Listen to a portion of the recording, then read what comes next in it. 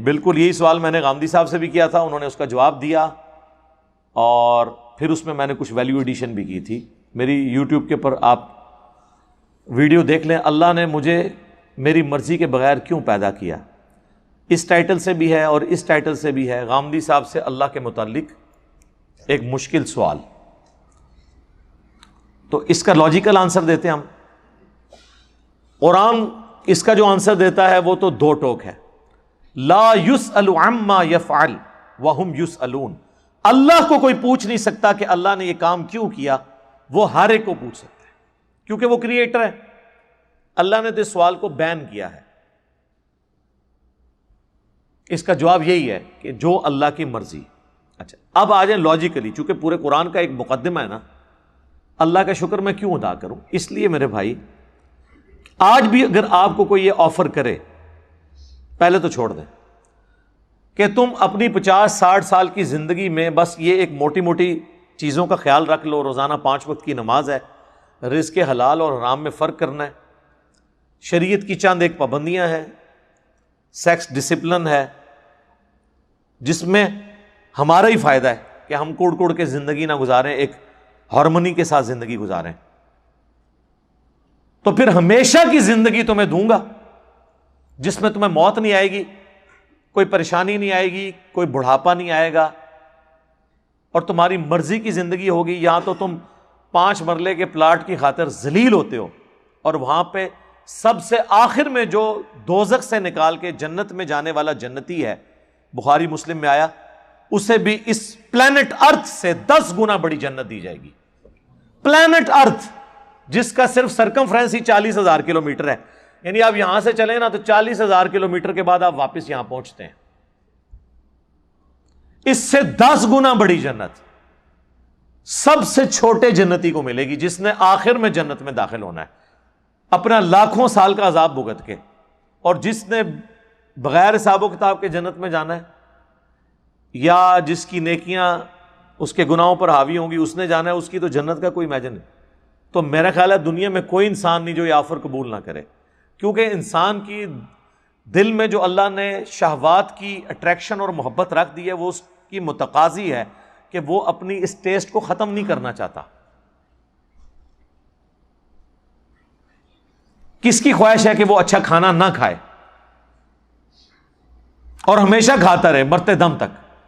دنیا میں تو پاسبل نہیں ہے، کھانا پینا چھوٹ جاتا ہے، بیماریاں ہو جائیں تو خریدنے کی قوت کے باوجود آپ کھا پی نہیں سکتے۔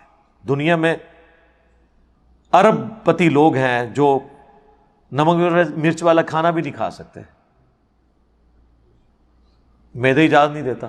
اللہ نے سب کو بیلنس رکھا ہوا ہے، کسی کو ایک معاملے میں اوپر کیا تو دوسری طرف سے اس کی آواز نکال دی ہے۔ آپ کو میں پاکستان میں اس وقت امیر ترین لوگ کئی ایسے بتا سکتا ہوں جو پیمپر باندھتے ہیں، اور ان کی لوگ گاڑیوں کے اوپر، ان کے جہازوں کے اوپر، ان کی دولتوں پہ، ان کے پلاٹس پہ رش کر رہے ہوتے ہیں، لیکن وہ اپنا پیشاب نہیں روک سکتے۔ تو انسان کی کیا اوقات ہے؟ لیکن آخرت میں کچھ نہیں ہے، آخرت میں پیشاب ہے ہی نہیں۔ صحیح مسلم کا آپ جنت والا چیپٹر پڑھ لیں، اور مشکات شریف میں آپ کو 30 جلد میں جنت سے متعلق ساری احادیث بخاری، مسلم، ابو داؤد، ترمذی، نسائی، ابن ماجہ، باقی کتابوں سے ملیں گی کہ جنت میں خوشبودار ڈکار آئے گی اور کھانا ہضم۔ پیشاب کرنے کی جو تکلیف ہے نا، یہ بھی نہیں انسان کو اٹھانی پڑے گی، کیونکہ جنت میں تکلیفیں آئی نہیں ہیں۔ اور جنت میں آپ کا پیٹ کا بھرنا نہ بھرنا یہ آپ کی مرضی سے ہے، آپ لذت کے لیے کھائیں گے۔ دنیا میں تو آپ لذت والی چیز تھوڑی دیر کھائیں تو پھر پیٹ جواب دے جاتا ہے، نہیں، جنت کی کسی نعمت کو فنا نہیں ہے۔ آم توڑ کے کھائیں گے پھر آم دوبارہ اگ جائے گا اسی وقت ہی، کسی چیز نے ختم نہیں ہونا۔ اتنی بڑی بڑی نے، اور سب سے بڑی بات کن فیکون، جو اللہ کی کوالٹی ہے، وہ کسی درجے میں اللہ تعالیٰ اپنی مخلوق کو اس حوالے سے دے دے گا کہ اس کی خواہشات کی تکمیل ہوگی جنت میں۔ جو خواہش کرے گا، جو سوچے گا اس کے سامنے آ جائے گا۔ یہ تو کوالٹی صرف اللہ کی ہے، لیکن انسان کو اللہ تعالیٰ یہ کوالٹی وہاں پہ دے دے گا۔ تو یہ کتنا سستا سودا ہے، چند سالوں کی زندگی دے کے ہمیشہ کی زندگی حاصل کر لینا، نہ ختم ہونے والی۔ تو اب مجھے بتائیں اس اللہ کا شکر ادا کرنے کا دل نہیں کرتا کہ جو اکیلا تھا، کسی کو نہ بھی پیدا کرتا، اسے کوئی پوچھ نہیں سکتا تھا، اس کا پہلا احسان کہ اس نے پیدا کیا، اس کے بعد ایک آفر رکھی،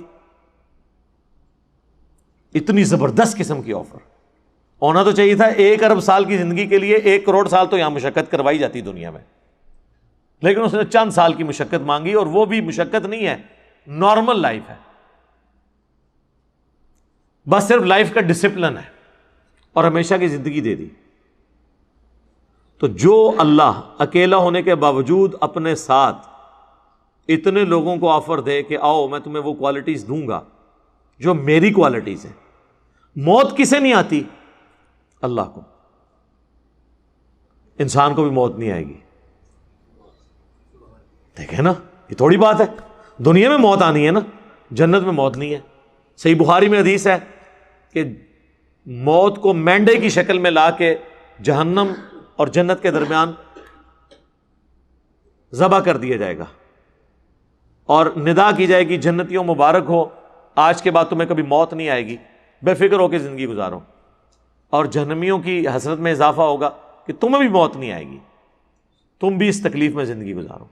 اللہم لا تجعلنا منہم، اللہم اجرنا من النار، ربنا اصرف عنا عذاب جہنم ان عذابها کان غراما۔ آمین۔ اللہ کی ذات کو جب آپ اس پہلو سے دیکھیں گے تو آپ کے اندر سے، آپ کے ایک ایک ریشے سے اس کے لیے شکر کے جذبات ابھریں گے۔ ہم تو اپنے ساتھ اپنی اس دولت میں جو اللہ نے ہمیں دیا کسی کو شریک کرنے کے لیے تیار نہیں ہے، اور اللہ تعالیٰ اپنی خدائی صفات کے اندر آپ کو آپشن دے رہا ہے کہ آپ کو بھی موت نہیں آئے گی، آپ کو بھی ہر وہ چیز ملے گی جس کی آپ خواہش کریں گے، جو آپ خواہش کریں گے وہ آپ کو ملے گا۔ اور اللہ تعالیٰ کسی نعمت سے لطف اندوز خود کوئی نہیں ہو رہا۔ اللہ کھاتا ہے کیا؟ اللہ کی کوئی بیوی ہے؟ اللہ کے کوئی بچے ہیں؟ یہ وہ ساری چیزیں جو ہمارے لیے اٹریکشن کا باعث ہیں، اللہ کے لیے ان میں سے کوئی بھی چیز اٹریکشن کا باعث نہیں ہے سوائے ایک چیز کے،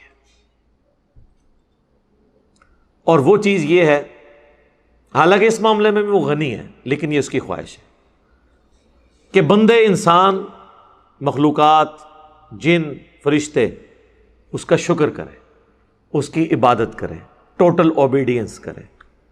وما خلقت الجن والانس الا لیعبدون، ہم نے جن اور انسانوں کو فقط اس لیے پیدا کیا کہ وہ ہماری عبادت کریں، ہمیں مانے نہیں، صرف عبادت کریں، اور عبادت کہتے ہیں ٹوٹل اوبیڈینس کو۔